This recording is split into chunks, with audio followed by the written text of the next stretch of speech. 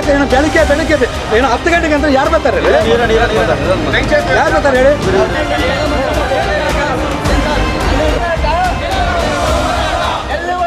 ಬೆಲೆ, ತೂಕ, ಗುಣಮಟ್ಟ ಹೀಗೆ ನಾನಾ ರೀತಿಯಲ್ಲಿ ರೈತರನ್ನ ಶೋಷಣೆ ಮಾಡುತ್ತಿರುವ ದಲ್ಲಾಳಿಗಳ ಆಟಾಟೋಪ ಮತ್ತೆ ಮುಂದುವರೆದಿರುವ ಆರೋಪ ಕೇಳಿಬಂದಿದೆ.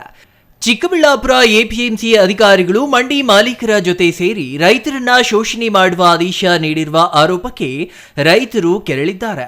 ಎಪಿಎಂಸಿ ಆದೇಶ ವಿರೋಧಿಸಿ ಎಪಿಎಂಸಿಯಲ್ಲಿಯೇ ಇಂದು ರೈತರು ಏಕಾಏಕಿ ಪ್ರತಿಭಟನೆಗೆ ಇಳಿದ್ರ. ಕೂಡಲೇ ತಮ್ಮ ಆದೇಶ ವಾಪಸ್ ಪಡೆಯದಿದ್ದರೆ ಉಗ್ರ ಹೋರಾಟದ ಎಚ್ಚರಿಕೆಯನ್ನು ರೈತರು ನೀಡಿದ್ರ.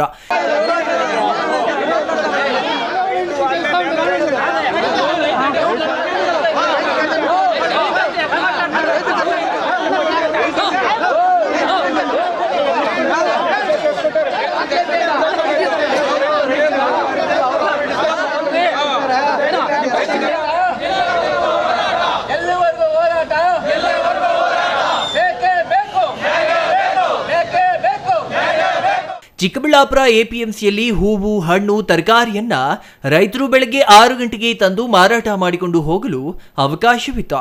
ಇದರಿಂದ ರೈತರು ಆಟೋಗಳಲ್ಲಿ ತರಕಾರಿ ತಂದು ಮಾರುಕಟ್ಟೆಯಲ್ಲಿ ಮಾರಾಟ ಮಾಡಿ 9 ಗಂಟೆಯೊಳಗೆ ಮತ್ತೆ ಮನೆ ಸೇರುತ್ತಿದ್ರು. ಇದರಿಂದ ರೈತರು ತಮ್ಮ ತೋಟಗಳಲ್ಲಿ ಕೆಲಸಗಳನ್ನ ಮಾಡಿಕೊಳ್ಳಲು ಅನುಕೂಲವಾಗಿತ್ತು. ಆದರೆ ಇಂದಿನಿಂದ ಎಪಿಎಂಸಿ ಹೊಸ ಆದೇಶ ನೀಡಿದೆ. ಆ ಆದೇಶದಂತೆ ಪ್ರತಿನಿತ್ಯ ಮಧ್ಯಾಹ್ನ 1 ಗಂಟೆಗೆ ಮಾರುಕಟ್ಟೆ ಆರಂಭವಾಗಲಿದೆ. ಇದು ರೈತರ ಪಾಲಿಗೆ ಶಾಪವಾಗಿ ಪರಿಣಮಿಸಿದೆ. ಮಧ್ಯಾಹ್ನ 12 ಗಂಟೆಗೆ 3 ಫೇಸ್ ವಿದ್ಯುತ್ ನೀಡಲಾಗುತ್ತೆ. ಅದೇ ಸಮಯಕ್ಕೆ ಮಾರುಕಟ್ಟೆ ಇದ್ರೆ ರೈತರು ತೋಟದಲ್ಲಿ ಬೆಳೆಗೆ ನೀರು ಹಾಯಿಸಬೇಕಾ, ಇಲ್ಲಿ ಬಂದು ತಾವು ಬೆಳೆದ ಬೆಳೆ ಮಾರಾಟ ಮಾಡಬೇಕಾ ಎಂಬುದು ಅರ್ಥವಾಗದ ಸ್ಥಿತಿ ಎದುರಾಗಿದೆ.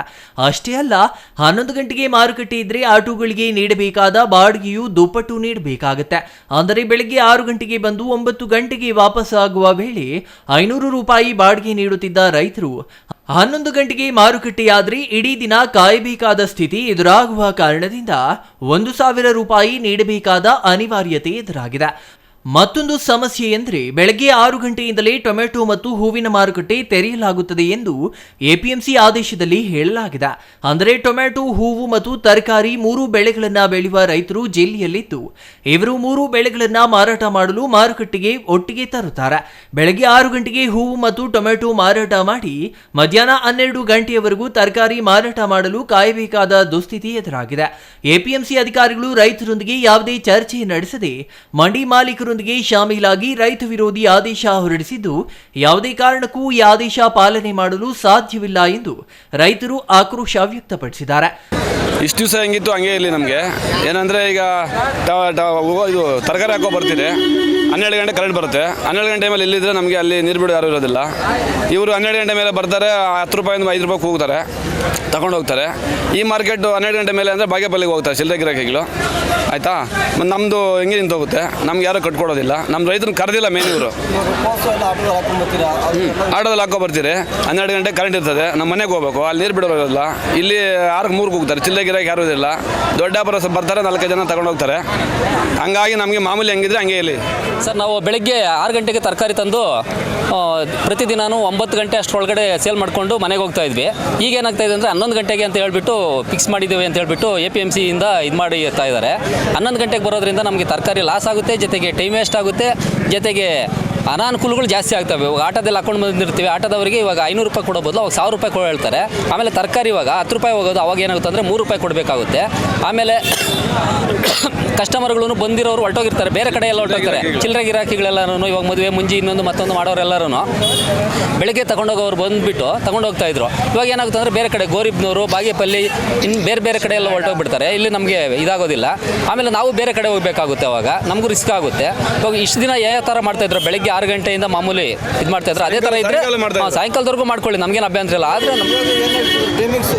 ಸರ್ ಬೆಳಿಗ್ಗೆ 6 ಗಂಟೆಗೆ ಬರ್ತಾ ಇದ್ವಿ, ಮತ್ತೆ ಇವಾಗ 11 ಗಂಟೆಯಿಂದ ಮೇಲೆ ಅಂತ ಹೇಳ್ತಾ ಇದ್ದಾರೆ. ಆದರೆ ಇವಾಗ ಟಮಾಟನ್ ಮಾತ್ರ ಬೆಳಗ್ಗೆಯಿಂದನೇ ಮಾಡ್ತಾ ಇದ್ದಾರೆ, ಹೂವನ್ನ ಬೆಳಗ್ಗೆಯಿಂದ ಮಾಡ್ತಾ ಇದ್ದಾರೆ. ಇವಾಗ ನಾವು ತರಕಾರಿ ತರಬೇಕಾದ್ರೆ ಟಮಾಟ ತರ್ತೀವಿ, ಹೂವು ತರ್ತೀವಿ, ತರಕಾರಿಯನ್ನು ತರ್ತೀವಿ. 3 ತಗೊಂಡು ಬಂದವರು ಬೆಳಗ್ಗೆಯಿಂದ ನಾವು ಇದೇ ಕೆಲಸ ಆದರೆ ತೋಟಗಳಲ್ಲಿ ಏನು ಕೆಲಸ ಮಾಡೋದು, ನೀರು ಕಟ್ಟೋದೇನು, ಮತ್ತೆ ಅದನ್ನ ತರೋದೇನು, ಏನು, ಅಲ್ಲಿ ತೋಟಗಳ ಹತ್ರ ಜವಾಬ್ದಾರಿ ಏನು, ನಾವು ಮತ್ತೆ ಅದನ್ನು ತರೋದು ಇದು ಮಾಡಿದ್ರೆ ಇವಾಗ ಬೆಳಗ್ಗೆ ಟೊಮಾಟೊ ತಂದಿರ್ತೀವಿ, ಟೊಮಾಟೊ ಏನಾಗೋಗುತ್ತೆ, ಮತ್ತೆ ಇವಾಗ ಹೂವು ತಂದಿರ್ತೀವಿ, ಹೂವು ಆಗುತ್ತೆ. ತರಕಾರಿ ಇಲ್ಲೇ ಇದ್ರೆ ಇದಕ್ಕೋಸ್ಕರ ನಾವು ಕಾಯ್ಕೊಂಡೆ ಕುತ್ಕೋಬೇಕು.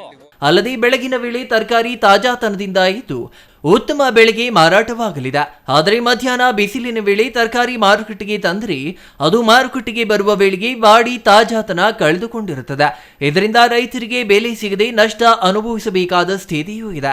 ರೈತರು ಎಪಿಎಂಸಿಯಲ್ಲಿ ಪ್ರತಿಭಟನೆ ನಡೆಸುತ್ತಿದ್ದರೂ ಸಂಬಂಧಪಟ್ಟ ಎಪಿಎಂಸಿ ಅಧಿಕಾರಿಗಳು ರೈತರ ಗೋಳು ಕೇಳುವುದಕ್ಕಾದರೂ ಬಾರದೆ ನಿರ್ಲಕ್ಷ್ಯ ವಹಿಸಿದ್ದಾರೆ ಎಂದು ಪ್ರತಿಭಟನಾ ನಿರತ ರೈತರು ಆಕ್ರೋಶ ಹೊರಹಾಕಿದ್ರು.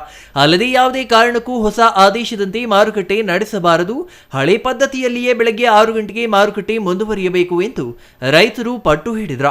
ರೈತರ ಅನಾನುಕೂಲವಾಗುತ್ತಿದೆ ಎಂಬುದನ್ನು ಅರಿತು ಸಮಯ ಬದಲಾವಣೆ ಮಾಡುವುದಾಗಲಿ, ರೈತರೊಂದಿಗೆ ಚರ್ಚೆ ನಡೆಸುವುದಾಗಲಿ ಮಾಡಿದ ಎಪಿಎಂಸಿ ಅಧಿಕಾರಿಗಳು ರೈತರ ಹೋರಾಟಕ್ಕೂ ತಮಗೂ ಸಂಬಂಧವೇ ಇಲ್ಲ ಎನ್ನುವಂತೆ ವರ್ತಿಸಿದ್ದು ಮಾತ್ರ ವಿಪರ್ಯಾಸ. ನಾಳೆಯಿಂದ ಎಂದಿನಂತೆ ಬೆಳಗ್ಗೆ 6 ಗಂಟೆಯಿಂದಲೇ ಮಾರುಕಟ್ಟೆ ನಡೆಯುತ್ತಿದ್ದರೆ ಹೋರಾಟ ತೀವ್ರಗೊಳಿಸುವ ಎಚ್ಚರಿಕೆಯನ್ನ ರೈತರು ನೀಡಿದ್ದು, ಈಗಲಾದರೂ ಎಪಿಎಂಸಿ ರೈತರ ಪರವಾಗಿ ಆಲೋಚನೆ ಮಾಡಿ ಎಂದಿನಂತೆ ಬೆಳಗಿನ ವೇಳೆಯೇ ಮಾರುಕಟ್ಟೆ ಮುಂದುವರಿಸಲಿದೆಯಾ ಅಥವಾ ಮಂಡಿ ಮಾಲೀಕರ ಒತ್ತಡಕ್ಕೆ ಮಣಿದು ರೈತರಿಗೆ ಅನ್ಯಾಯ ಮುಂದುವರಿಸಲಿದೆಯಾ ಎಂಬುದನ್ನು ಕಾದು ನೋಡಬೇಕಿದೆ. Jangalahalli Ashwath, CTV news, Chikkaballapur.